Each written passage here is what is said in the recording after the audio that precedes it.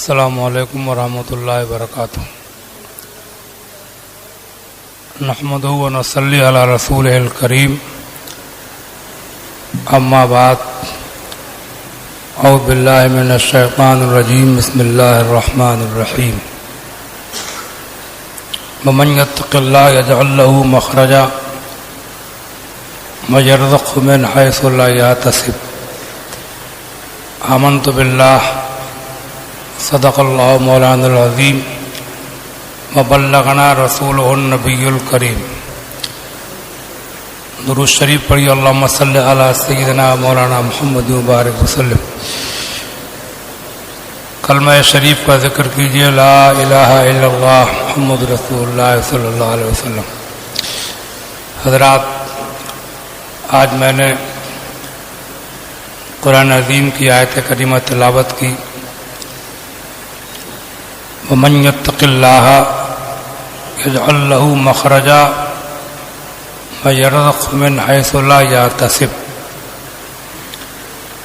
اس کا ترجمہ اپنی اردو زبان میں یہ ہے، اللہ فرماتا ہے کہ جو اللہ سے ڈرے، اللہ پر بھروسہ کر لے، تو اللہ اس کے لیے کوئی نہ کوئی راستہ نکال دیتا ہے اور اس کو روزی روٹی وہاں سے دے دیتا ہے کہ جہاں اس کا گمان نہیں پہنچ سکتا۔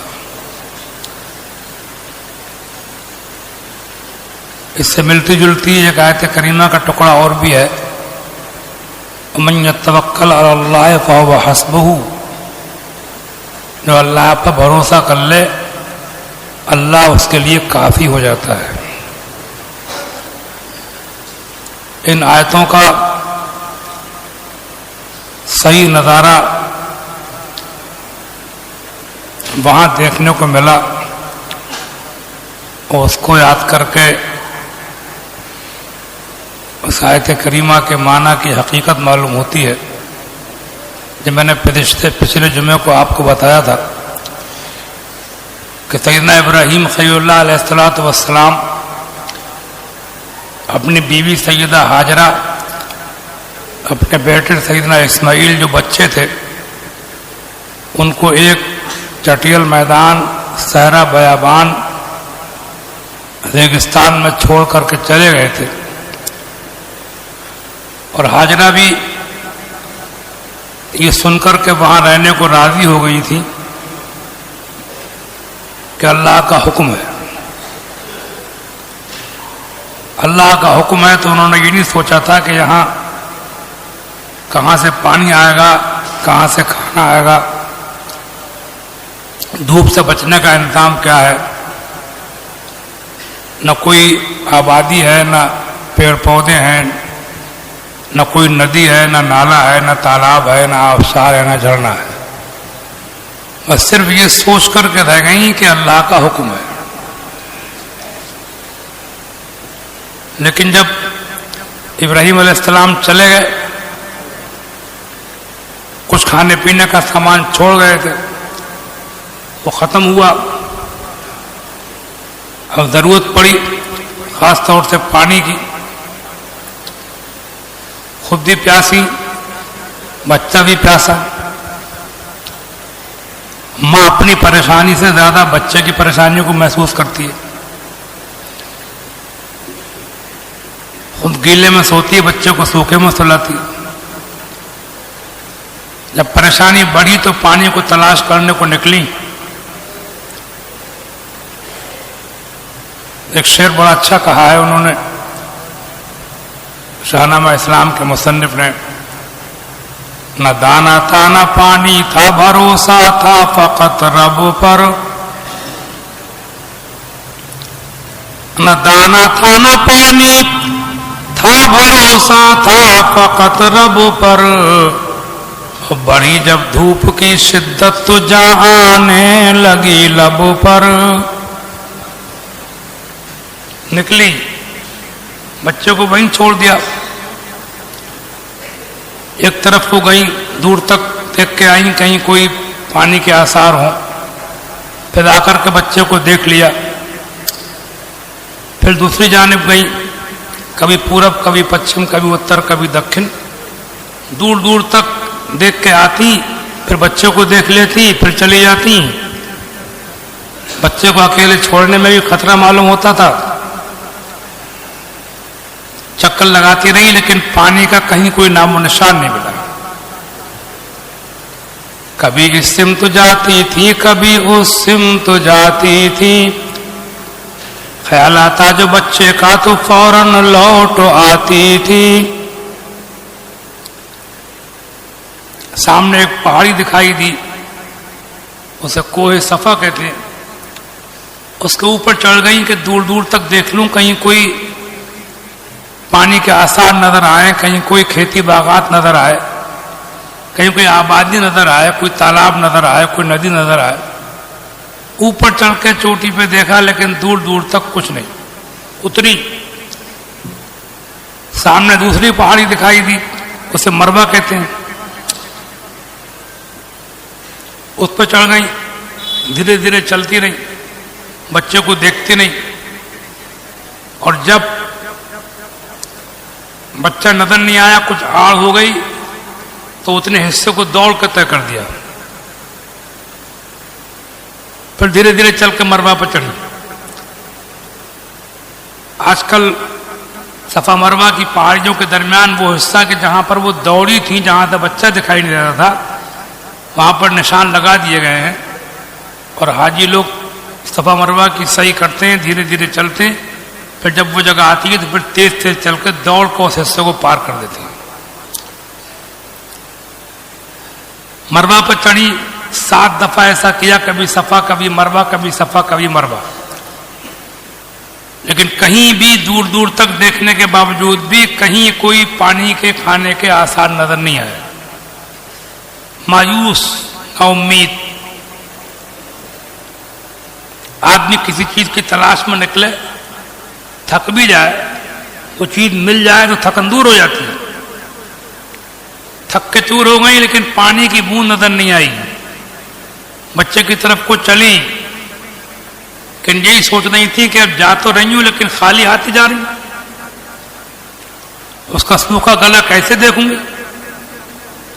ہر کوشش کر لی لیکن کامیابی نہیں ملی. تھک کے چور ہو گئی.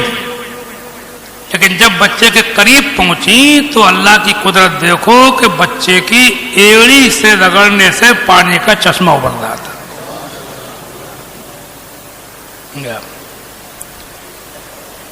چشمہ ابل رہا. من یتق اللہ یجعل لہ مخرجا, میں نے آیت پڑھی تھی. اللہ پر جو بھروسہ کر لے تو اللہ اس کے لیے کوئی نہ کوئی راستہ نکال دیتا ہے. وَيَرْزُقُ مِنْ حَيْثُ لَا يَحْتَسِبُ, اور اسے وہاں سے روزی روٹی دیتا ہے جہاں وہ سوچ بھی نہیں سکتا. ڈھونڈنے سے پانی نہیں ملا, مگر بچے کی ایڑی سے پانی کا چشمہ ابلتا نظر آیا. ایک پرانے زمانے کے کسی شاعر نے کہا تھا کہ برنگے شمع جس نے دل جلایا تیری دوری میں, برنگے شمع جس نے دل جلایا تیری دوری میں, تو اس نے منزل مقصود کو زیر قدم پر. سمجھے آپ؟ ایڑی سے پانی بہ رہا, پیا, بچوں کو پلایا, برتن بھرا, پانی بڑھتا رہا, پھیلتا رہا. پھر یہ سوچا کہ یہ پتہ نہیں کہاں تک پھیل جائے گا, کتنا پھیلے گا. تو ریتا اکٹھا کر کے اس کی میٹ باندھنے لگی روکنے کے لیے. میٹ باندھتی جاتی تھی, جو کہتی جاتی تھی زم زم زم زم. زمزم عبرانی زبان کا لفظ ہے, اس کے معنی ہوتے ہیں تھم تھم تھم تھم, رک جا رک جا رک جا. میٹ باندھتی جاتی تھی, کہتی تھی رک جا رک جا, زمزم. ان کے منہ سے زمزم کیا نکلا, اس کا نام ہی زمزم پڑ گیا.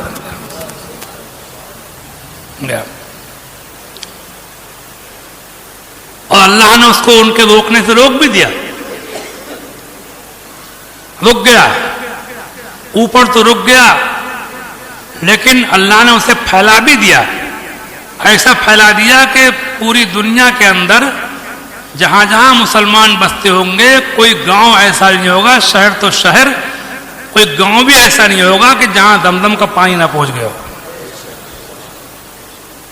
اور شاید ہی کوئی دنیا کا مسلمان ایسا ہوگا کہ جس نے کبھی دمدم نہ پیا ہو. جو گیا وہ تو گیا، جو جہاں رہ رہے ہیں انہوں نے بھی کبھی نہ کبھی پی لیا ہوگا کہیں نہ کہیں. ایسا اللہ نے پھیلا دیا، اور اس کو وفور، وہ کثرت عطا فرمائی، وہ زیادتی عطا فرمائی کہ 50-50 لاکھ آدمی روزانہ وہاں پر دونوں ٹائم پانی پیتا ہے. حج کے موقع پہ، عمرے کے موقع پہ، سمجھے آپ، روزانہ کئی ٹائم پیٹ بھر بھر کے پانی پیتے ہیں، کمروں پہ لے جاتے ہیں، وہاں پیتے ہیں. اب تو مدینہ شریف تک سپلائی ہو رہی ہے اس پانی کی، سمجھے آپ. وہاں بھی حرم شریف، مسجد نبوی شریف کے ہر کونے میں آپ کو پانی ملے گا پینے کے لیے. اس کے لگے ہوئے گلاس ٹنگے ہوئے پانی ملے گا آپ کو، ٹوٹیاں لگی ہوئی جگہ جگہ، ہر جگہ پانی ملے گا. تو کیوں نہیں سمجھے آپ، وہی پانی کی ہر جگہ آپ کو پانی ملے گا. مدینہ شریف میں بھی اتنی سپلائی، اتنی کثرت ہے، اتنا پیا جاتا ہے، تمام دنیا میں پیا جاتا ہے. ایک کنواں ہے، حالانکہ کنویں کی اوقات کیا ہوتی ہے. پہلے زمانے میں کنویں ہوتے تھے، ہم نے دیکھا ہے کہ کنووں کے اندر انجن نہیں لگاتے تھے، کنواں پھٹ جائے گا، زیادہ پانی نہیں دے پاتا تھا کنواں. ڈولوں سے پانی کھینچتے تھے، ریڈ وغیرہ چلتے تھے، انجن نہیں لگاتے تھے کہ پھٹ جانے خطرہ. وہاں پر پتہ نہیں کتنے انجن چل رہے ہیں، سپلائی ہو رہی ہے پانی کی. کبھی ڈولوں سے کھینچا جاتا تھا، اور اب وہاں پر انجن چل رہے ہیں اور سپلائی ہو رہی ہے. اور وہ کنواں ہے کہ اللہ تعالیٰ نے اس کو وہ کثرت دے رکھی ہے. یہ کنواں پوری دنیا کو پانی پلا رہا ہے، اور اس میں کوئی کمی کبھی آتے نظر نہیں آتی. اوپر سے کنواں ہے، نیچے سے اللہ تعالیٰ نے اس کو سمندر بنایا، زمزم شریف. اور پانی بھی ایسا کہ اسے کتنے ہی دن رکھو کبھی خراب نہیں ہوتا. 3 سال کا رکھا ہوا پانی تو میں نے خود پیا، کوئی کمی تو اس میں ہو، سمجھے آپ. اور چونکہ یہ ٹیکنالوجی کا زمانہ ہے، سائنس کے لوگ اس پانی کو لے گئے اور اس کو انہوں نے اپنی لیبارٹریز میں اس کو تجزیہ کیا اس کا. تو ان کو بھی یہ کہنا پڑا ہے کہ زمزم کا پانی تمام دنیا کے پانیوں سے الگ ہے. کسی پانی میں بات نہیں ہے، زمزم میں ہے، سمجھے آپ. پھر وہاں کیا ہوا، جب پانی وہاں ہو گیا، چلنے پھرنے والے وہاں مسافر رکنے لگے، آبادی بڑھنے لگی، سمجھے آپ. اور آبادی بڑھتے بڑھتے آج جب وہی جگہ ہے کہ جہاں مکہ شہر آباد ہے، سمجھے آپ.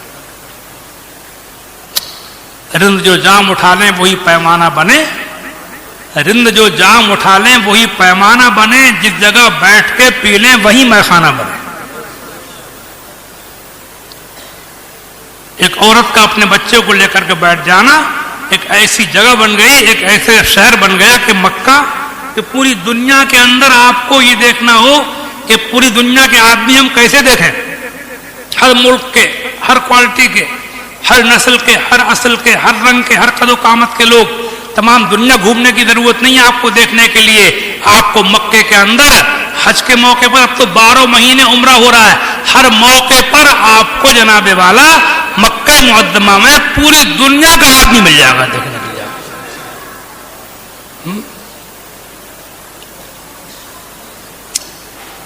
تو میں نے جو آیت کریمہ تلاوت کی تھی پچھلے جمعے کو، اس کی تشریح کر رہا تھا، اس کے کچھ باتیں بتائیں. ان اول بیت وضع للناس للذی ببکہ، بے شک سب سے پہلا گھر روئے زمین پہ جو بنایا گیا وہ ہے جو مکے میں ہے. مبارکوں وہدی للعالمین، بڑی برکتوں والا ہے اور سارے جہانوں کا رہنما ہے. فی آیات بینات، اس میں اللہ کی کھلی کھلی نشانیاں ہیں، کھلی کھلی نشانیاں ہیں. مقام ابراہیم، اور اسی کے اندر مقام ابراہیم بھی ہے. کھلی نشانیوں میں ایک تو یہ زمزم ہے، پانی نشانی ہے، سمجھے آپ، کھلی نشانی ہے بالکل، جس کی باتیں میں نے آپ کو بتائی کہ کنویں کی کثرت کا کیا عالم ہے. کھلی نشانی، دنیا کوئی کنواں ایسا نہیں ہے کہ اتنا تو بہت زیادہ ہے، اس سے 100 گنا پانی بھی دے، اس سے 100 گنا گھٹا کر کے پانی دے سکتا ہو. مقام ابراہیم کو نشانی بتایا گیا. مقام ابراہیم کیا ہے؟ وہ ایک پتھر ہے جو کعبے کے قریب میں رکھا ہوا ہے، مطاف کے اندر جہاں طواف کرتے ہیں وہی رکھا ہوا ہے. اس کی تاریخ کیا ہے کہ ابراہیم علیہ السلام 20 بچوں کو چھوڑ کر چلے گئے تھے. ہر سال آتے تھے, دیکھ جاتے تھے, آتے تھے, دیکھ جاتے تھے. ایک مرتبہ ایسا ہوا کہ بچہ کو آپ دیکھنے آئے تو قربانی کا واقعہ پیش آیا جو آپ نے سنا ہوگا. اس کے بعد کچھ زمانے کے بعد حضرت ابراہیم نے کعبے کی تعمیر فرمائی. اس کی دیواریں نیچے تھیں, بنیادیں نیچے پہنچ گئی تھیں. دیواریں نوح علیہ السلام کے طوفان میں اٹھا لی گئی تھیں. آپ نے کعبے کی تعمیر خود فرمائی, اور تعمیر کا انداز یہ تھا کہ حضرت اسماعیل علیہ السلام پتھر اٹھا کے لاتے تھے اور ابراہیم علیہ السلام وہ پتھر کاندھے سے لے کر کے دیوار کے اوپر رکھ دیتے تھے. اس طریقے سے کعبہ تعمیر کیا. قرآن میں اعلان کیا گیا وَإِذْ يَرْفَعُ إِبْرَاهِيمُ الْقَوَاعِدَ مِنَ الْبَيْتِ وَإِسْمَاعِيلُ, اور اے محبوب یاد کرو جب کہ مقدس باپ ابراہیم اور مقدس بیٹے اسماعیل کعبے کی دیواروں کو اونچا اٹھا رہے تھے, دعا کر رہے تھے ربنا تقبل منا, اے ہمارے پروردگار ہمارے یہ کوشش قبول فرما لے, انک انت السمیع العلیم, بے شک تو خوب سنتا ہے خوب جانتا ہے. یہ دعا کر رہے تھے اور تعمیر فرما رہے تھے, سمجھا. اور کعبے کی تعمیر میں ایک خاص بات یہ ہے کہ جو پتھر شروع سے تھے وہی آج تک چلے آ رہے ہیں. فرشتوں نے لگائے تھے آدم علیہ السلام نے, جیسا کہ اختلاف ہے. ابراہیم علیہ السلام نے بھی انہی پتھروں کو حاصل کر کے اللہ کے نبی سب جان لیتے ہیں انہیں تعمیر کیا. اس کے بعد کئی بار تعمیر ہو چکا ہے لیکن کعبے کے پتھر وہی ہیں, ابھی تک چلے آ رہے ہیں. پتھر بدلا نہیں گیا, بلکہ حضور کی جوانی کے دنوں میں مکے کے قریش کے لوگوں نے کعبے کی تعمیر کی تھی تو انہوں نے بھی اس بات کا دھیان رکھا کہ انہی پتھروں کے اوپر کعبہ بنایا کہ جو ابراہیم علیہ السلام نے چن دیے تھے, وہی پتھر ہے. بلکہ ان کے بنانے کی وجہ سے کوئی گڑبڑی ہو گئی, جگہ بچ گئی تو انہوں نے اس جگہ کو کعبے میں لیا ہی نہیں, پتھر نہیں بڑھائے بلکہ وہ جگہ چھوڑ دی. اس کو حتیم کہتے ہیں. کعبے کے برابر میں جو گول دائرے میں چھوٹی دیوار ہے اور برابر میں ایک جیسے کمان ہوتی ہے, کمان کی طرح ایک حصہ ہے, اسی میں کعبے کی چھت کا پرنالا لگا ہوا ہے. پرنالا سونے کا پرنالا ہے. بارش ہوتی ہے تو چھت پر پانی اسی حتیم میں گرتا ہے, سمجھا. اس پرنالے کی یہ خصوصیت ہے, روایتوں سے ثابت ہے کہ جو اس پرنالے کے پانی کے نیچے بارش کے پانی کی بوند جس پر گر جائے اللہ تعالیٰ اس کی مغفرت فرما دیتا ہے. کبھی وہاں بارش ہوتی ہے تو لوگ دوڑتے, لیکن وہاں حالات یہ ہوتے. ایک بار میرا اتفاق ہوا ہے, جب پہلی بار وہاں کو گیا تھا 1986 میں جوانی کے دنوں میں, لیکن وہاں پر تندرست اور بہت طاقتور قسم کے لوگ اڑ جاتے ہیں اور کمزوروں کو نہیں آنے دیتے, سمجھے آپ. تو وہاں دھکا مکی بھی نہیں کرنا چاہیے. اللہ تعالیٰ کے بخشنے کے بہت طریقے ہیں, ایسے نہ صحیح تو وہ کمزوروں کی ویسی مقصد فرما دے گا انشاءاللہ, سمجھا. تو وہ مقام ابراہیم کیا ہے؟ جب حضرت ابراہیم کعبے کی دیوار کو چن رہے تھے تو آپ کے پیر کے نیچے کا جو پتھر تھا اس پر کھڑے ہوئے تھے, وہ پتھر آگے پیچھے ہو جاتا تھا. جیسے جیسے دیوار اونچی ہوتی تھی اونچا ہو جاتا تھا, نیچے لانا ہو تو نیچا ہو جاتا تھا, آگے بڑھنا ہو تو آگے ہو جاتا تھا. یعنی آپ کو کوئی پاڑ نہیں باندھنا پڑ رہا تھا, بلکہ پتھر جو پیروں کے نیچے تھا اس کو اللہ نے ایک کرامت دے دی تھی کہ جیسی ضرورت پڑتی تھی وہ پتھر ویسا ہی ہو جاتا تھا. اور پتھر میں ابراہیم علیہ السلام کے پیر کا نشان بھی بنا ہوا ہے. کعبے سے بالکل قریب میں ہے, مطاف کے اندر. اس کو آپ جھانک کے وہاں دیکھیں گے تو آپ کو پیر کا نشان صاف دکھائی دے گا, سمجھا. تو اسی کو مقام ابراہیم کہتے ہیں. فرماتا ہے فی آیاتم بیناتم مقام ابراہیم, وہاں پر اللہ کی کھلی کھلی نشانیاں ہیں, انہی میں ایک نشانی مقام ابراہیم بھی ہے, وہ پتھر. اس کا ذکر کی جگہ اور بھی واتخذوا من مقام ابراہیم مصلی. اللہ فرماتا ہے جب خانہ کعبہ کا طواف کرو تو مقام ابراہیم کو مصلی بناؤ, یعنی مقام ابراہیم پر نماز پڑھو. 2 رکعت نماز پڑھی جاتی ہے طواف کے بعد میں, سمجھے نہیں. طواف کے پھیرے پورے کرنے کے بعد 2 رکعت نماز اسی پتھر کے پاس پڑھی جاتی ہے. اب وہاں بھیڑ رش تو بہت ہوتا ہے, تو اس میں مسئلہ یہ ہے کہ جہاں تک ہو سکے قریب پڑھے, اور اسی کی نسبت سے اگر دور بھی پڑھے گا تو جتنے لوگ تو تب بھی وہ نماز اللہ تعالیٰ قبول فرمائے گا, دھکا مکی نہ کرے. اسی کی نسبت سے جہاں پڑھ ملے پڑھ لے. یہ بھی ایک اللہ والوں کی شان ہے کہ دیکھیں عبادت خدا کی ہے. جو لوگ اللہ والوں کو نہیں مانتے ان کے لیے ایک عبرت کا موقع ہے کہ دیکھیں آپ کہ عبادت خدا کی ہو رہی ہے. معبود خدا کے علاوہ کوئی نہیں ہے, نہ کوئی نبی ہے معبود, نہ کوئی ولی ہے معبود. لیکن یہ کیا مطلب ہے کہ اللہ کہہ رہا ہے کہ میری 2 رکعت نماز پڑھو, عبادت کرو, تو مقام ابراہیم کی نسبت سے پڑھو. ابراہیم سے کیا مطلب ہوا نماز کا؟ بات یہ ہے خدا کی مرضی یہ ہے کہ میری عبادت بھی ہوتی رہے اور میرے محبوب بندوں کی یادگاری بھی ہوتی رہے. انہیں یاد رکھو, انہیں بھول نہ جاؤ. صاف اعلان ہے قرآن میں, واتخذوا من مقام ابراہیم مصلی, ابراہیم کے مقام کو عبادت کی جگہ بناؤ, مصلی بناؤ. سمجھا؟ فمن دخلہ کان آمنا, جو وہاں آیا امن والا ہو گیا کعبے میں. دنیا میں بھی آخرت میں بھی انشاءاللہ اللہ تعالیٰ اسے گناہ معاف کر دیتا ہے. اور حدیث شریف میں ہے جس نے حج مقبول کر لیا وہ ایسا ہو گیا کہ جیسے ماں کے پیٹ سے آج ہی پیدا ہوا. وَلِلَّهِ عَلَى النَّاسِ حِجُّ الْبَيْتِ مَنِ اسْتَطَاعَ إِلَيْهِ سَبِيلًا, اور اللہ کے لیے لوگوں کے اوپر خانہ کعبہ کا حج فرض ہے. من استطاع إِلَيْهِ سَبِيلًا, اس کے اوپر جو وہاں تک پہنچنے کی, جانے کی, آنے کی استطاعت بھی رکھتا ہو, طاقت رکھتا ہو, دولت رکھتا ہو.